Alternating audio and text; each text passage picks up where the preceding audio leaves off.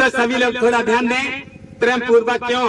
ब्रह और विवेक और ज्ञान, ये तीनों चीजें हमारी क्षमाशील ब्रह विवेक ज्ञान, ये काम क्रोध लोभ मोह अहंकार को दमन करती हैं। इसलिए भैया जी ने 2 तरीके का पाठ इस तरीके से पढ़ाया, जैसे विश्वामित्र और वशिष्ठ महाराज ने हरिश्चंद्र को, जैसे विश्वामित्र वशिष्ठ महाराज ने रामचंद्र को, संदीपन और दुर्वासा ने कृष्णचंद्र को, इसी तरीके से आज सुभाष चंद्र ने और परम पूज्य स्वामी जी महाराज ने दोनों पटल का ज्ञान सिखाया है। तो तुम बताइए, संदेश जब आता था तभी तो लोग समझ पाए कि मेरे कृष्ण जीवित हैं। आज यहाँ से जो जीवित की बात हम लोगों को बताई गई, तभी तो हम तुम लोग जाने हो कि मेरे स्वामी जी जिंदा है। मेरे स्वामी जी जिंदा है तो हैं, और बहुत समय पुरानी बात, एक नेताजी सुभाष चंद्र बोस भी जिंदा है। ये भी बात तो हमको यहीं से मिली, पहले तो हम नहीं जानते थे, लेकिन यहाँ से जो चीज मुझे प्राप्त हुई एक संदेश के माध्यम से, वो अमर संदेश कहा जाता है कि महापुरुषों के यहाँ से जो अपने तपोस्थल को छोड़ करके दूसरी नगरी का निर्माण कर लेते हैं, परिवर्तन के लिए वहां से जो संदेश आता है वो मैन और सच्चा संदेश होता है। तो संदेश तो सभी लोगों के पास जाया करते हैं, लेकिन इसमें ये नहीं पता चलता कौन सा संदेश सच्चा है और कौन सा संदेश झूठा है। लेकिन सच्चाई होती है और झूठ होता है। इस तरीके से मेरे धर्म प्रेमियों, कृष्ण भगवान ने अपनी असली राजनीति के द्वारा दुर्वासा ऋषि के चरणों को स्पर्श किया और कहा, संदीपन गुरु का ज्ञान और दुर्वासा की राजनीति कहीं मुझसे अपराध ना हो जाए। ये राजनेता, राज करने वाले दुर्योधन जैसे लोग, अत्याचारी भ्रष्टाचारियों को, इनके साथ में रहने वाले तमाम अत्याचारी कैसे समाप्त किए जाएंगे। इस तरीके से कृष्ण भगवान ने धर्म की राजनीति को मिला करके शांत दूत बन करके कौरवों और पांडवों के बीच में समझाया। अगर दुर्योधन कृष्ण की बात मान लेता, राजनीति रूपी दरबार में जाकर के जब ये समझाते थे, तो ये महाभारत क्यों होता। बड़ी दिक्कत आ रही है डीके भैया, लेकिन टिक नहीं पाई। तो उनके पास भी मैंने जाकर के देखा, किसी जगह पर भी मुझे राजनीति और धर्मनीति का वैवाहिक संबंध दिखाई नहीं दिया। तो ये इतिहास, मैं तो भाई भागवत पढ़ता था, तो मैंने इतिहास उठा करके जब देखा कि हर एक युग में, सतयुग से लेकर के त्रेता द्वापर में राजनीति का वैवाहिक संबंध धर्म नीति से रहा, और बिना धर्म नीति और राजनीति के किसी भी महान पुरुष ने, जो अवतारित पुरुष आया, उसने परिवर्तन नहीं किया। राजनीति और धर्म नीति के माध्यम से ही तो परिवर्तन हुआ। तो ये चीज तुम बताओ मुझको कि किसी भी संस्था में, किसी मठाधीशों के पास इतने धर्म पे चलने वाले लोगों ने धर्म का रास्ता सिखाया, सुनाया। महाराज परम पुरुष स्वामी जी महाराज की बाणी को दोहराते दोहराते सारा जीवन चला गया। 60 साल गुरु महाराज ने वही सत्संग रूहानी मंडल का दिया, वही लोग दे रहे हैं। किसी ने आज तक ये मुझे नहीं बताया कि राजनीति और धर्म नीति का वैवाहिक संबंध था और है। काउनी नहीं बताओ। और जब किसी ने नहीं बताया तो मेरी तो कुछ समझ में नहीं आया, इसीलिए मैं रास्ता भटकता रहा, और भटकते भटकते धीरे धीरे उस जगह पर मालिक ने मुझे पहुंचा दिया। मैंने तो कच्चा 5 में नाम डाल लिया था। जब मैंने यहाँ आकर के देखा कि वास्तव में यहाँ पर भारतीय सुभाष सेना और वैचारिक संस्था के माध्यम से, चाहे वो परम पूज्य स्वामी जी महाराज के शिष्य हो और चाहे वो कोई भी हो, लेकिन यहाँ पर भारतीय सुभाष सेना का एक गठन है। तो इसका इतिहास मैंने त्रेता से मिलान किया, मिलान तो कर लिया, क्योंकि आप लोग भी बुद्धिमान हैं और माताएं बहनें भी बुद्धिमान हैं, और हमारा तो टूटा फूटा ज्ञान भैया दीदी का दिया हुआ है। त्रेता में मैंने ये भागवतों में सुना था कि प्रभु रामचंद्र को वशिष्ठ विश्वामित्र ने तैयार तो कर दिया राजनीति और धर्म नीति में, लेकिन उन्होंने भी अपनी वाणी के माध्यम से लोगों को समझाया। दोनों संत महात्माओं ने ज्ञान देकर के राम लक्ष्मण को तैयार कर दिया, लेकिन खुद चुप हो गए और रामचंद्र को जंगल में भेजा। तो अब रामचंद्र को दोनों राजनीति धर्म नीति के पाठों को सिखा दिया गया। तो आप ये बताइएगा, वो भी तो धर्म नीति और राजनीति से परिवर्तन कर देते, लेकिन जंगल में जाकर के उनको भी एक सेना का गठन करना पड़ा। इसलिए मुझे ये भारतीय सुभाष सेना जम गई, भारतीय सुभाष सेना मेरे मन में बस गई। भारतीय सुभाष सेना जिस तरीके से रामचंद्र ने जंगल में जाकर के कोई नर नारियों ने साथ जब नहीं दिया था तो रीछ भालू बानरों की सेना बना करके उन्होंने लंका तक जाकर दुराचारियों का सफाया कर दिया। आप समझ गए? बस इतनी सी मुझे बात बोलने के लिए टाइम दिया गया था कि राजा रामचंद्र जी चक्रवर्ती महाराज दशरथ के पुत्र, उनको भी राजनीति धर्मनीति का पाठ पढ़ाकर जंगल में जाना पड़ा और जंगल में जाकर के कोई उपाय नहीं जब चला, ऐसे ही जंगल में सीताराम के साथी और जाई तरीका से हमारे माननीय योगीराज भैया जी जंगलवासी हो गए और हमारी शक्ति स्वरूपा माँ जंगलवासी हो गई। इस जंगल में नर नारियों, पता नहीं तुम गोपी हो कि ग्वाल बाल हो, पता नहीं तुम रीछ हो कि भालू हो कि नल नील हो, अंगद हो जामवंत हो हनुमान हो, कौन हो जिसने राम का साथ दिया और ग्वाल बालों ने कृष्ण भगवान का, पांडवों ने साथ दिया। इन लोगों में से कौन से तुम हो? कहाँ पैदा हो गए, कहाँ जन्म ले लिया? वो तो आध्यात्मिक आत्मा ने हमें तुम्हें ढूंढ करके एक जगह पर इकट्ठा कर लिया। तो अब तो मानव रूप मिल गया। पहले तो हम कौन थे? बानर, रीछ, भालू, हनुमान, अंगद इत्यादि इत्यादि। तो सब लोग पहले त्रेता में जो थे ना, वो मानव रूप में अवतार ले लिया। क्या पता प्रभु की क्या कृपा दृष्टि आप पर हुई, हम पर हुई, जो आज मानव देश में है। तो वही जो परिवर्तनकारी नाटकशाला महान आत्माओं का हमेशा साथ देती रही, वही तो नाटकशाला के लोग यहाँ पर तलाश करके लाए जा रहे हैं। तलाश करके ढूंढ ढूंढ करके वो महान आत्मा आध्यात्मिक शक्तियों को इकट्ठा करेगी एक जगह पर। स्वामी जी के शब्द को आप लोग पकड़िएगा कि वो महान आत्मा एक छोटे से गांव में अवतार ले चुकी है, जो घूम घूम करके सभी जगहों से आध्यात्मिक शक्तियों को इकट्ठा कर लेगी। तो हम तुम जितने लोग कहीं भी पैदा हुए हो, किसी गांव में हो, किसी क्षेत्र में हो, आज भैया जी ने हमें तुम्हें ढूंढ ढूंढ करके इकट्ठा किया है। छोटे छोटे कार्यक्रम, नुक्कड़ मीटिंगें, हमारी दीदी माँ साइकिल से पैदल सफर करके आज इन आध्यात्मिक शक्तियों ने हम तुमको इकट्ठा एक जगह पर कर लिया है। और कर लिया है तो जंगल में जाकर के राम ने अगर सेना बनाई तो एक जंगल में जाकर के एक भारतीय सुभाष सेना भी बनाई।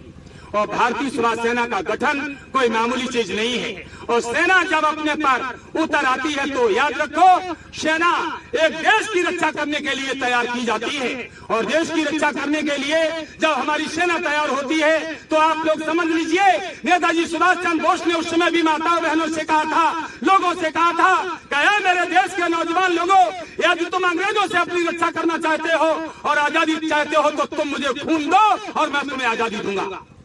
जब उन्होंने ये कहा कि तुम मुझे खून दो, मैं तुम्हें आजादी दूंगा, तो आज हमारे भैया जी ने भी तो एक एक बच्चा मांगा है। एक एक बच्चा अपना दे दो तो ये देश के काम आएंगे। तो इसलिए आप समझ लीजिए, परम पूज्य स्वामी जी महाराज और महान संत सम्राट नेताजी सुभाष चंद्र बोस ने एक महान आत्मा और महान शक्ति को तैयार करके गोद लेकर के ये कहा कि तुमसे बहुत बड़ा काम लेना है। तो आज वो दोनों शक्तियां हमारे तुम्हारे बीच में मौजूद हैं। उन शक्तियों की बाणी को अमर बाणी समझ के हम लोग अपनी आत्मा के अंदर उतारेंगे। अब इतना ध्यान रखिएगा कि झूठी सांची जो अफवाहें आप लोगों के बीच में उड़ती हैं कि गुरु जी भी मर गए, 13वीं संस्कार कर दिया, हमारे राजेश भैया ने बताया।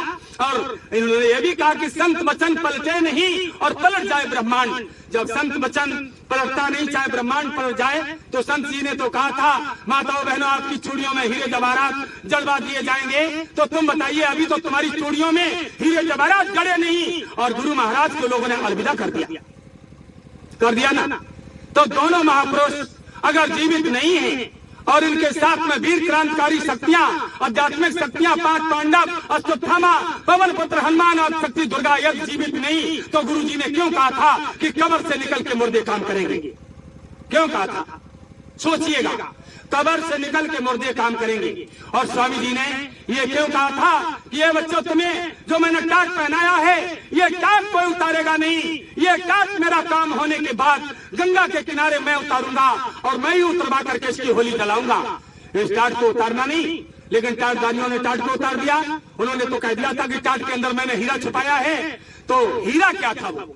अब हीरा का एक पॉइंट आप समझ लीजिए, टाट के अंदर जो हीरा छुपा था, तो आज जो तुम तस्वीर के अंदर देख रहे हो, ये सफेद वस्त्रधारी एक परम पूज्य स्वामी जी महाराज के पास में जो संत सम्राट खड़े हैं, टाट के टुकड़े में ये हीरा है।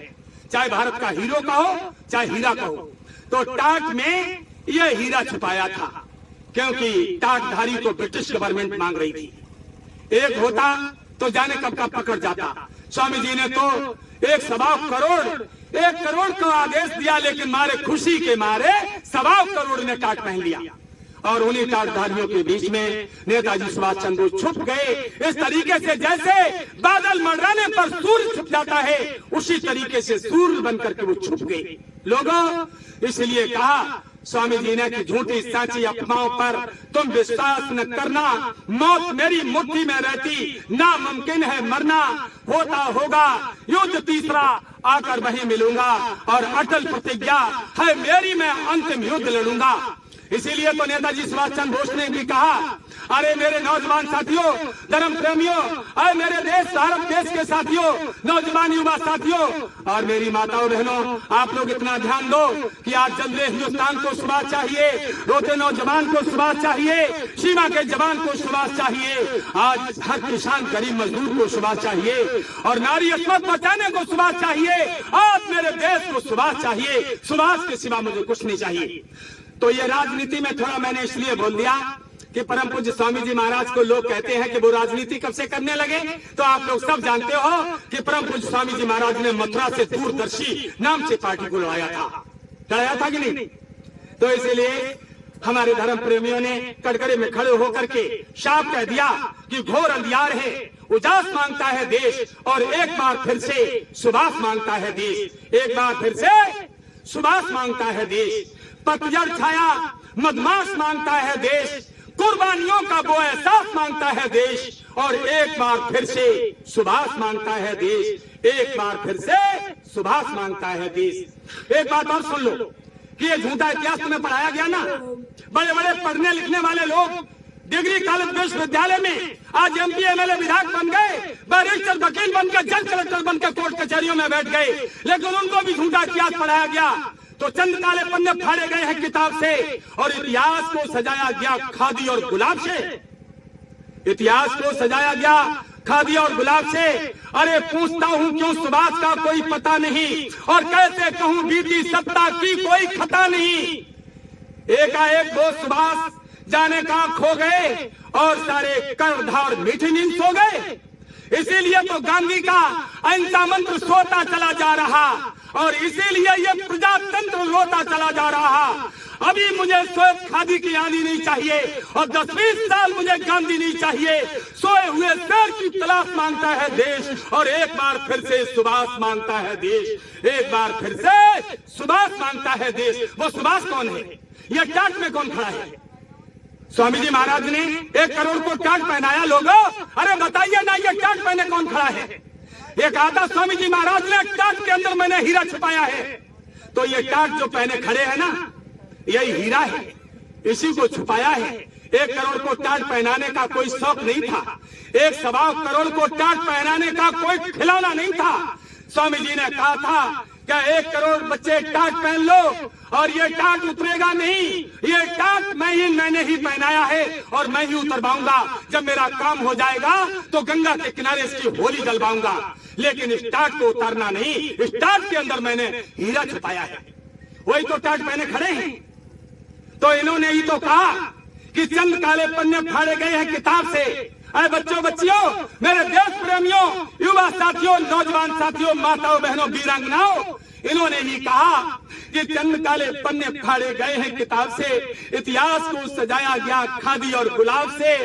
अरे पूछता हूँ क्यों सुभाष का कोई पता नहीं, और कैसे कहूँ बीती सत्ता की कोई खता नहीं।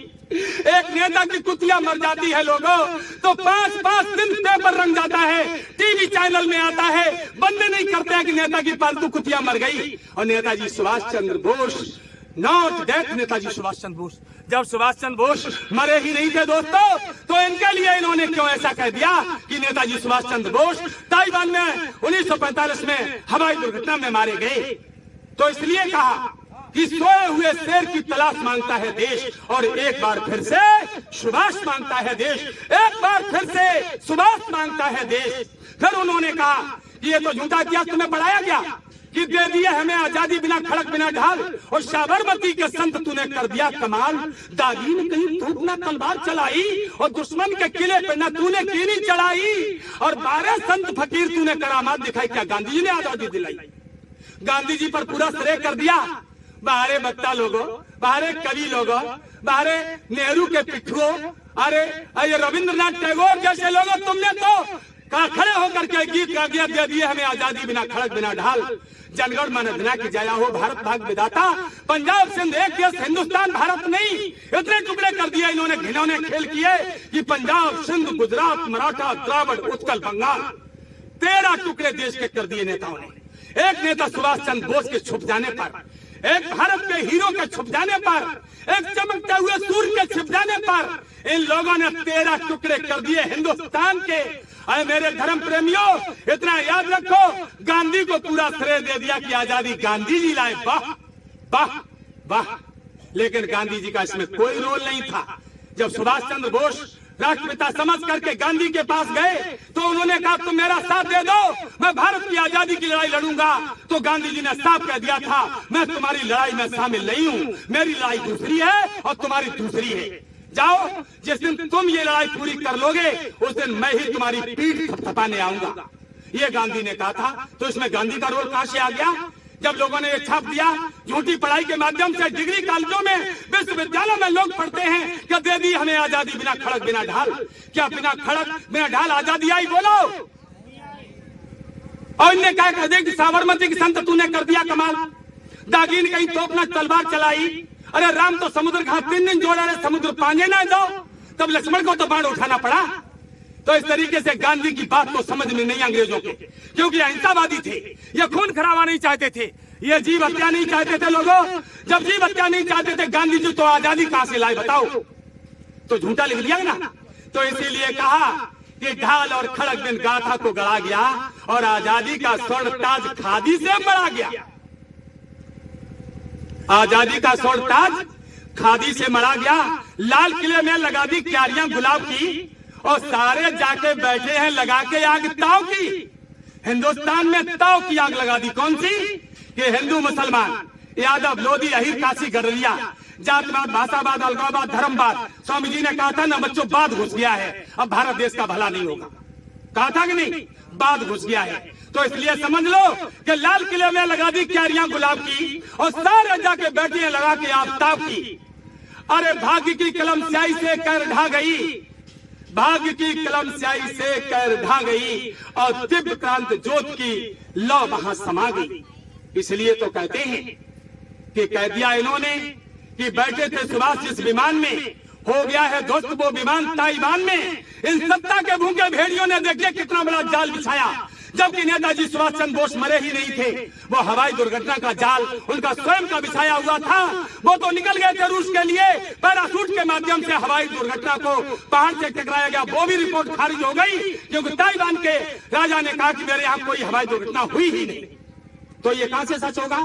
इसलिए लोगों कह दिया कि बैठे थे सुभाष जिस विमान में, हो गया है ध्वस्त वो विमान ताइवान में। और ये भी कह दिया कि बैठे थे सुभाष जिस विमान में, हो गया है ध्वस्त वो विमान ताइवान में।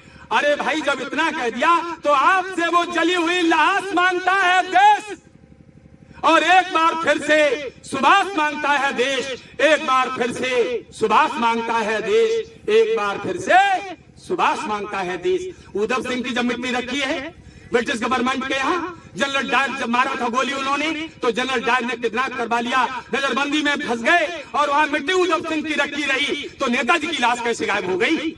इसलिए नॉट डेथ नेताजी सुभाष चंद्र बोस।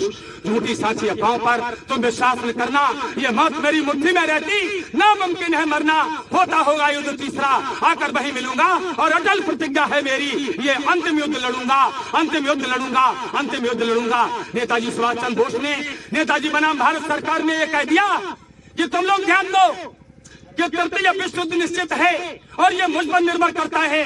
जिस तरीके से विश्व की कोई भी शक्ति विदेश जाने से नहीं रोक पाई, उसी तरीके से कोई माई का लाल अपनी तपोभूमि भारत वर्ष में वापस आने से नहीं रोक सकता। उसमें लग्न के आते ही भारतवासियों के बीच में आ जाऊंगा और कंधे से कंधा मिलाकर के लड़ूंगा। ये मेरा अंतिम राजनीतिक संग्राम होगा। एक बार सभी लोग प्रेम से बोलिए संत सम्राट जी महाराज की। संत सम्राट के बारे में समझ गए आप लोग। मैंने तो स्वामी जी का वर्णन नहीं किया। स्वामी जी का वर्णन तो मेरे राजेश भैया ने इतना किया कि आपको होत प्रेत कर दिया, पैरों के तले की जमीन को खिसका दिया। लेकिन मैंने तो केवल संत सम्राट की बात को किया है। तो आप लोग समझ लो कि धरती का अगर कागज बना लो, समुद्र की स्याही बना लो और कलपवृक्ष की टहनियों की कलम बना लो, गुड़ गुड़ कभी ना बोला जा सकता है, ना कभी लिखा जा सकता है। चाहे कोई खड़ो हो जाए, गुरु जी ने की लकड़ियां खड़ी हो जाए, बोलने लगे, तो मैंने तो संत सम्राट की व्याख्या को किया है। इसमें कोई गलती हो गई हो तो अपना बच्चा समझ करके माताएं हमें क्षमा करें।